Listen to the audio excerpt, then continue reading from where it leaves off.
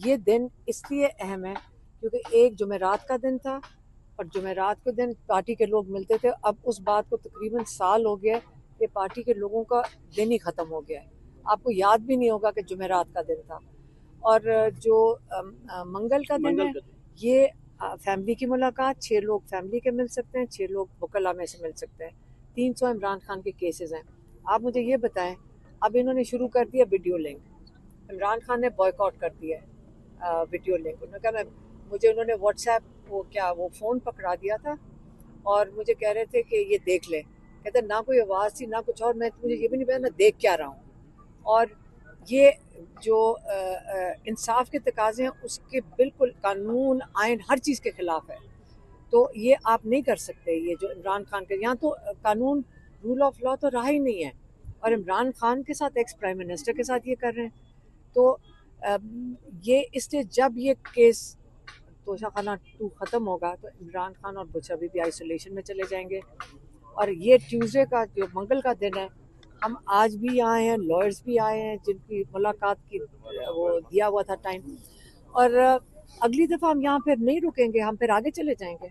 हमने ये इलीगल, हमें ये रोक भी नहीं सकते। आप मुझे बताइए, नाका ये इलीगल है, हमें क्यों रोक रहे हैं? जब कोर्ट ऑर्डर है हमारे पास तो इसका मतलब ये कोर्ट ऑर्डर के खिलाफ वर्जी कर रहे हैं पुलिस। तो इस वक्त कानून का तो बिल्कुल ख़त्म हो चुका है। तो हमें इंसाफ तो इस तरह नहीं मिलना।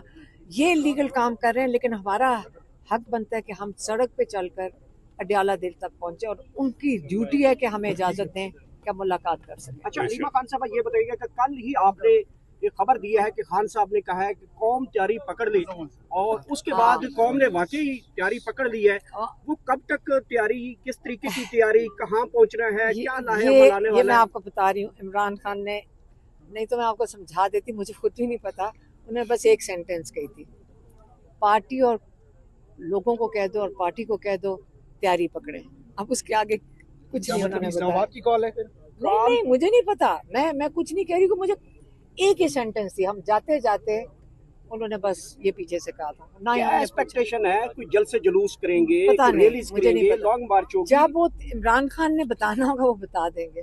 मैडम, पार्टी में इख्तलाफात जो सामने आए हैं तो इस हवाले से क्या कहेंगे? ये वाले शख्स जो है इनको सिर्फ एक ही सवाल आता है ये हर दफा यही पूछते हैं तो पार्टी से जाके पूछे। अच्छा मैम, इमरान खान को कल जो खबर सामने आई थी कि शिफ्ट किया जा रहा है कहीं बाहर रावलपिंडी में, तो क्या GHQ हमला केस भी चल रहा है, इसके अलावा 9 मई के हवाले से भी चल रहा है, क्या मिलिट्री कस्टडी के अंदर दिया जा सकता है? तो इमरान खान हमें कोई इल्म नहीं है। जब हम जेल में थे ऐसी कोई बात हुई नहीं थी। ये तो जब हमने घर पहुंचे हैं तो कोई किसी ने हमें, कोई लोगों ने फ़ोन करके मैसेजेस भेजे कि उनको शिफ्ट करें। मैंने कहा हमें तो कोई ऐसी चीज़ इतला नहीं थी, ना हमारे लॉयर्स को कोई इतला है, तो हमें कोई इतला ही नहीं है। तो इसके ऊपर हम कमेंट कैसे करेंगे? हमें खुद नहीं पता ये सब सही है। अगर मैम शिफ्ट कर लिया जाता है तो फिर क्या आप करेंगे? हमें अंदाज़ा ही नहीं कि कहाँ शिफ्ट करना चाह रहे हैं और किस लिए करना चाह रहे हैं। कोई जेल, वहाँ कोई जेल तो नहीं है, तो उसका मकसद क्या है? और मतलब ये लीगल है कि नहीं है, ये तो हमने कभी सुना नहीं है। तो ये हम लॉयर से बात करेंगे जब कल तोशाखाना केस में आएंगे, इमरान खान से भी बात करेंगे इस चीज़। अच्छा अलीमा खान साहब, ये बताइएगा, कल खान साहब ने एक जुमला बोला और कौम उसके ऊपर बिल्कुल तैयार हो चुकी है। दूसरा मुझे ये बताइए कि खान साहब के बच्चों का क्या स्टेटस है? क्या वो पाकिस्तान आना चाह रहे हैं, आना चाहते हैं? रुकावट है? देखिए, आना चाहते हैं लेकिन जो वहाँ के फॉरेन सेक्रेटरी है ब्रिटिश, उन्होंने कहा था कि आप उस पर ट्रैवल करें क्योंकि उनको धमकियाँ दी जा रही हैं यहाँ पे पाकिस्तान आने पे। तो उन्होंने कहा कि आप ब्रिटिश पासपोर्ट के ऊपर ट्रैवल करें, और वो उन्होंने अप्लाई किया हुआ है और उसका जवाब पाकिस्तान हाई कमीशन नहीं दे रही। वो डरते हैं कि बच्चे ना आ जाएं, लेकिन आएंगे, लेकिन इंशाल्लाह आएंगे। आसिफ साहब ने बड़ी स्टेटमेंट दी, उन्होंने कहा कि खान साहब के बच्चे हैं, कोई गिरफ्तारी नहीं की। तो वीज़ा दे दें, फिर वीज़ा दे दें। उन्होंने तो कह दिया है, तो वीज़ा दे दें। वीज़ा दे के उनके ब्रिटिश पासपोर्ट पे वीज़ा लगेगा, वो आ जाएंगे। मैडम जो गंडापुर ने आप पे इल्जाम लगाए हैं और गंडापुर की 8:30 बजे मुलाकात हो जाती है अडयाला जेल में, इसके बारे में क्या कहेंगे? वो तो मैंने बता दिया था पहले। अच्छा मैडम, ये बताइएगा कि आपके दिन की स्टेटमेंट के बाद 2 सूबाई वज़रा के इस्तीफे पहुंच चुके हैं। नहीं, मेरे ख्याल में वो मैंने उनसे पूछा है कि जो यहाँ KP के लोग पड़े थे, वो कहते वो तो कल से उनका फैसला हुआ था। कि मैडम उन्होंने इतलात मौसूल हो रही हैं कि खान साहब ने अली अमीन गंडापुर से इस्तीफा तलब कर दिया, इसमें कितनी ताकत है? नहीं, मेरा ठीक है, मैं तो सिर्फ वो बताया जो इमरान खान ने हमें बताया। मैडम अली अमीन खान ने आपको MI6 का एजेंट कहा है, हम इसकी मजम्मत करते हैं। नहीं, कोई बात नहीं, हमें आजकल MI6 भी कह दें, ISI भी कह दें, पुलिस भी कह दें, सारी अपनी है, हमारे ही तो लोग हैं सारे। MI भी हमारी है, MI6 भी हमारी है, हम भी आपकी मजम्मत कर रहे हैं, हम भी साफी हैं, हम भी आपके अपने हैं। पुलिस भी हमारी है। कर रहे हैं, आपके ऊपर ये इल्जाम लगा है, देख सकती हैं आप। मेरी बात सुने, MI भी क्या किसी और मुल्क की है, पाकिस्तान की है? जब ये जुल्म नहीं करेगी। अच्छा, MI6 बाहर की है, सॉरी, MI कौन सी है? ISI और क्या IB। हमारे टैक्स पेयर से पैसे जा रहे हैं बेटा, कैसे हो गया कि हमारे नहीं है?